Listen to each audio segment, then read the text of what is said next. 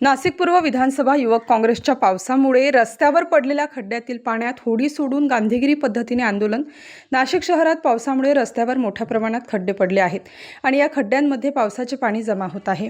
यामुळे गाडी चालवणाऱ्यांना पाण्यामुळे रस्त्यावरील खड्ड्यांचा अंदाज येत नाही, अशा वेळी गाडी जोरात आपटली जाते, त्यामुळे शारीरिक आणि मानसिक त्रास होतो।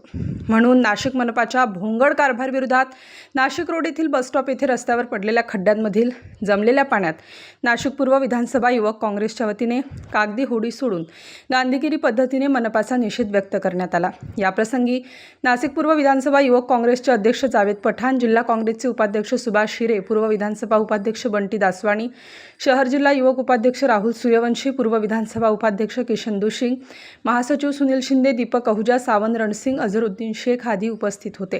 तसेच येत्या 8 दिवसात नाशिक शहरातील खड्डे बुजवले नाही तर युवक काँग्रेसतर्फे मोठा आंदोलन करण्यात येईल, असे नाशिक पूर्व विधानसभा युवक काँग्रेसचे अध्यक्ष जावेद पठाण यांनी सांगितले।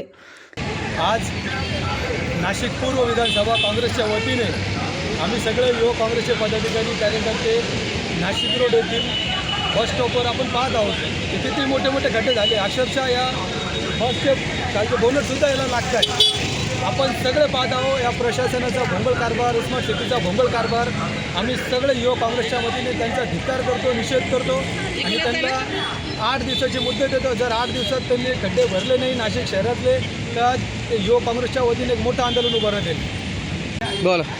या नाशिक महानगरपालिकेचा भोंगळ कारभार आपल्याला दिसतोय आणि नाशिक रोड इथे जर तुम्ही पासाल तर इथं एवढे मोठमोठे खड्डे आहे की त्यांच्या बसेसच त्याच्यामध्ये खड्ड्यामध्ये बुडत आहे। तर सामान्यांचे काय हाल होत असतील याच्यावर प्रशासनाने लवकर कारवाई करावी, अन्यथा येत्या 8 ते 10 दिवसामध्ये इथे खड्डेमुक्त करण्यासाठी मोठ्यात मोठं आंदोलन करण्यात येईल।